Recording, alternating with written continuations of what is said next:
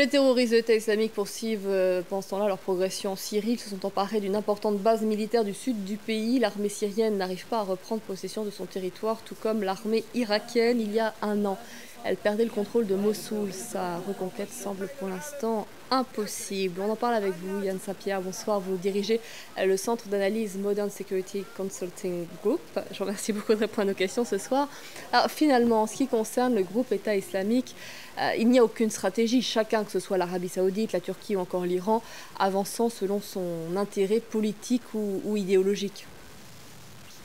Oui, d'abord, merci pour l'invitation, effectivement. Oui, vous avez raison. La coalition, c'est pas vraiment une coalition. Ce sont des intérêts personnels qui prévalent. De temps à autre, il y a des acteurs qui sont plus forts que d'autres et ça crée beaucoup de confusion, contrairement à l'État islamique qui a beaucoup plus de cohésion dans sa stratégie, dans sa façon de procéder. Donc, il arrive à bénéficier effectivement du désaccord et de la mésentente qui règne au sein des partenaires régionaux de la coalition.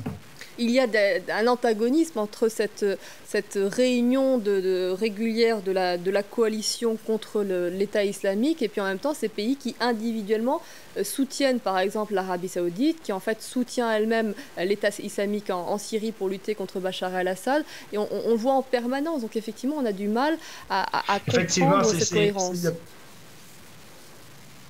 Oui, on voit que les questions de géopolitique nationale priment sur les questions de géopolitique suprarégionale, dans le cas de l'Arabie saoudite, de l'Iran, de la Syrie, de la Turquie. Ils ont tous quelque chose de personnel à gagner au sein de ce conflit-là. Donc, effectivement, il y a cette contradiction-là, il y a cette contradiction permanente dans leurs intérêts nationaux et la pression internationale qui exige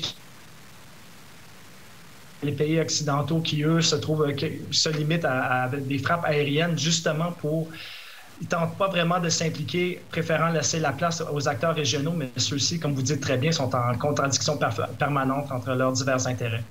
Donc, de votre point de vue, l'État islamique est capable de mettre en place son califat? En ce moment, ce qui arrive à bien démontrer, c'est qu'ils sont en mesure de consolider des points qu'ils ont gagnés, c'est-à-dire, exemple, Mossoul, Raqqa. Donc, ils arrivent à établir une certaine structure. D'autre part, ils arrivent à avoir une cohésion au niveau des opérations qui leur donne un avantage, c'est-à-dire qu'ils arrivent à procéder de façon méthodique. Ils ont un plan à long terme, ils ont un plan à court terme, ils ont un plan à moyen terme, ce qui fait en sorte que la coalition se trouve seulement dans une position à réagir, tandis que l'État islamique, de par sa bonne organisation, arrive à anticiper les coups de la coalition. Merci beaucoup Yann Saint-Pierre pour ces éléments de réflexion ce soir dans Paris Direct.